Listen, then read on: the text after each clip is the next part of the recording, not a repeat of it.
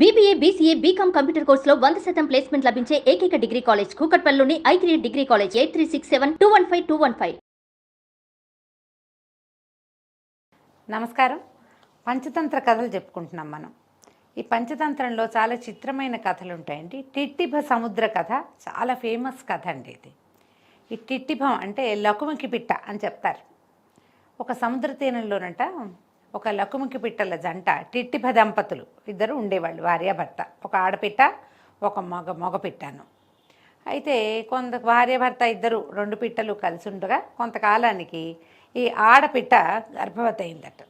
అయితే అదేం చెప్పింది టిట్టిభంతో, సంతానం కలిగే సమయం వచ్చింది, ఎక్కడైనా గూడుగట్టు ఏదైనా స్థలం చూడు అనేసరికల్లా ఈ టిట్టిభం అంది, ఎక్కడికో వెళ్ళటం ఎందుకు, మనం సముద్ర తీరంలో ఉన్నాం, ఈ సముద్ర తీరాన్నే గుడ్లు పెట్టు, నువ్వు సరిపోతుంది, ఇక్కడే పెట్టుకోవచ్చుగా, తీరం హాయిగా ఉంటుంది, చక్కగా చల్లగా ఉంటుంది, ఇసుక బాగుంటుంది, అన్ని కాలాల్లోనూ సుఖంగా ఉంటుంది, కాబట్టి సముద్ర తీరంలోనే గుడ్లు పెట్టవలసిందని మగపిట్ట ఆడ టిట్టిభానికి చెప్పింది.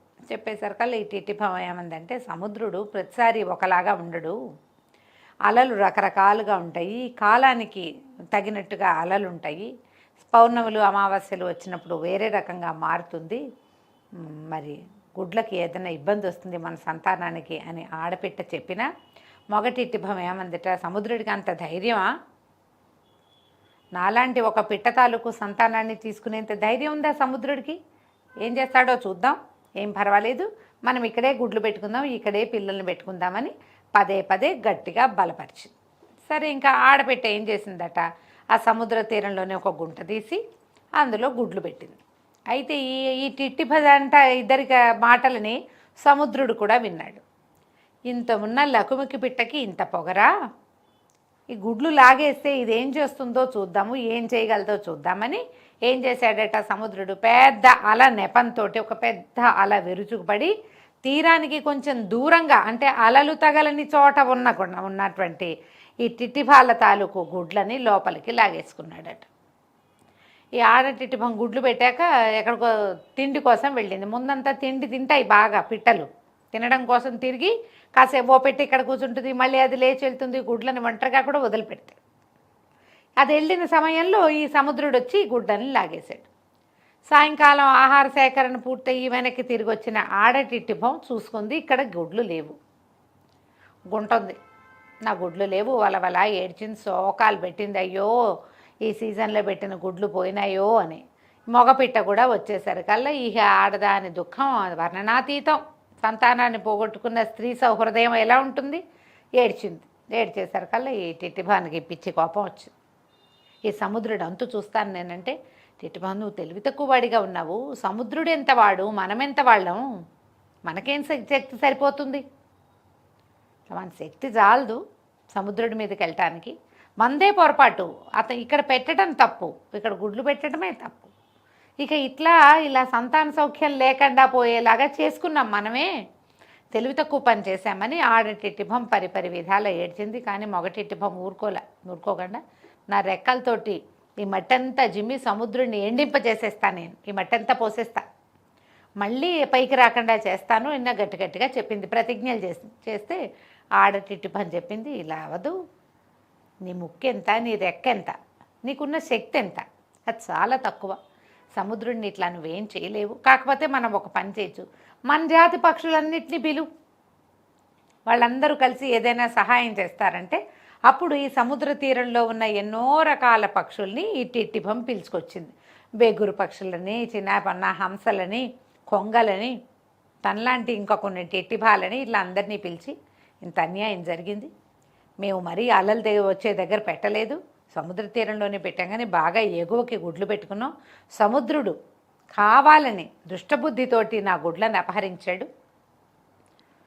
ఈ అపహరించిన గుడ్లను వెనక్కి తీసుకోవాలంటే ఏం చేయాలి, మనం అందరం కలిసి ఈ మట్టి అంతా ఎత్తిపోసి, సముద్ర తీరంలో అంతా ఇసుకేగా ఉంటుంది, ఇదంతా ఎత్తిపోసి ఈ సముద్రుడిని ఎండింపజేసేద్దాము, సముద్రుడు మళ్ళీ పైకి రాకుండా చేద్దాం, సముద్రుడిని లోపలికి వెళ్ళిపోయేలాగా ఇంకిపోయేలాగా చేద్దామని టిట్టిభం అడిగిందట. అయితే ఈ పక్షుల్లో కొన్ని ఏం చెప్పాయంటే, ఇట్లా కాదు, సముద్రుడి మీదకి బలవంతుడు సముద్రుడు, మనం వెళ్ళకూడదు, ఇతనికంటే బలవంతుడైన వాడిని అతని మీద ప్రయోగించాలి. కథలో ఉన్న నీతి పాఠం అన్నమాట ఇది. పక్షులకి ఇంత ఉంటుందా అని అడగకూడదండి. దీని వెనకాలన్న పాయింట్ ఏమిటో అర్థం చేసుకోవాలి. ఓ చిన్న పక్షిగా దానివల్ల కాదు, కానీ పక్షులకి రాజు ఒకడు ఉంటాడు. అతడు సముద్రుడి కంటే బలవంతుడు అయ్యి ఉండవచ్చు. ఇతను వీళ్ళందరూ ఏమన్నారు, గరుత్మంతుడు మనకి రాజు, పక్షులకి రాజు కదా ఆయన, పక్షిరాజు. ఆయన దగ్గరికి వెళ్దాం, ఆయన్ని సహాయం అడుగుదాం, ఆయన ఈ సముద్రుడికి బుద్ధి చెప్తాడు అనగానే సరేననుకున్నారు. ఈ పక్షులన్నీ గుంపంతా పోయి గరుత్మంతుడికి చెప్పినాయి. టిట్టిభ పక్షి పెట్టినటువంటి గుడ్లని సముద్రుడు దుష్టబుద్ధితోటి అపహరించాడు అనేసరికల్లా గరుత్మంతుడికి చాలా కష్టమేసింది. అరే, సముద్రుడు ఇంత పని చేస్తాడా? నేను మోసే భగవంతుడైనటువంటి విష్ణుమూర్తి నివసించే స్థలం సముద్రుడు, అంతే కదా, పాల సముద్రంలో ఉంటాడు విష్ణుమూర్తి. అంటే సముద్రుడు నివాస స్థానంగా ఉన్నాడు భగవంతుడికి. ఆ భగవంతుడికి వాహనంగా ఉన్నాను నేను.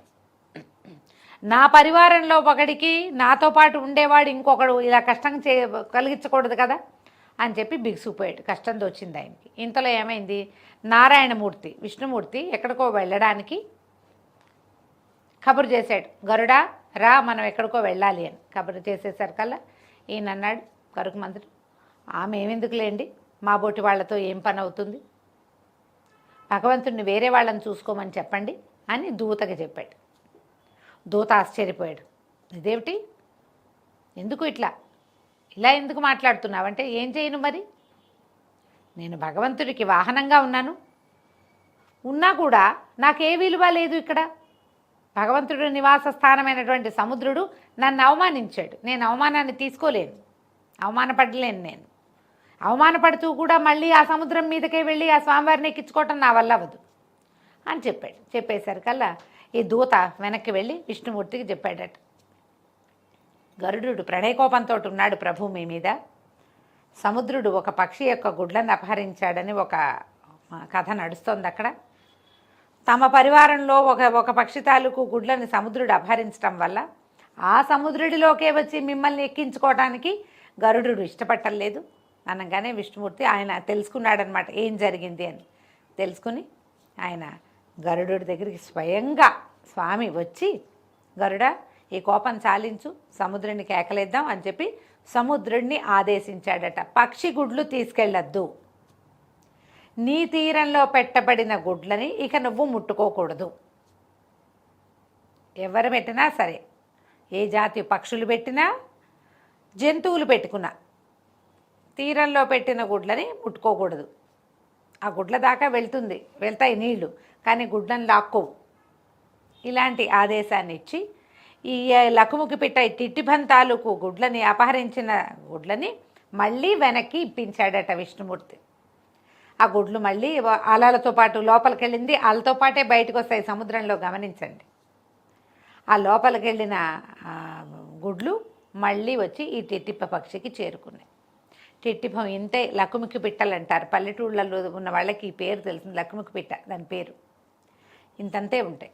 ఇంత ఉండే టిట్టిభ పక్షి అపార జలరాశికి ఆలవాలమైన సముద్రుడి మీద పగ సాధించింది. ఈ కథ ఇట్లా చెప్తున్నారు.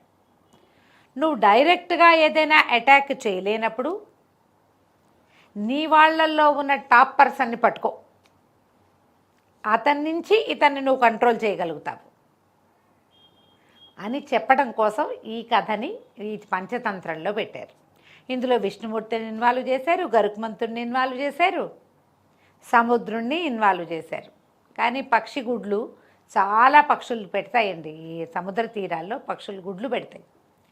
అక్కడికి నీళ్లు రావు. ఈ పక్షులే నీరు రాకుండా ఉండి కేవలం చల్లదనము తడి మాత్రమే మాయిశ్చర్ ఉండేలాగా ఉండే చోట్లలో పెట్టుకుంటాయి బహుశా వాటి తెలివితేటలతోటి. కానీ ఆ కథని ఇలా అల్లి పెట్టారనమాట. మనకి శక్తి చాలనప్పుడు మనలో ఉన్నటువంటి పెద్దవాడి సహాయాన్ని తీసుకోమని చెప్పడం కోసమే ఈ నీతి కథ చెప్పబడింది.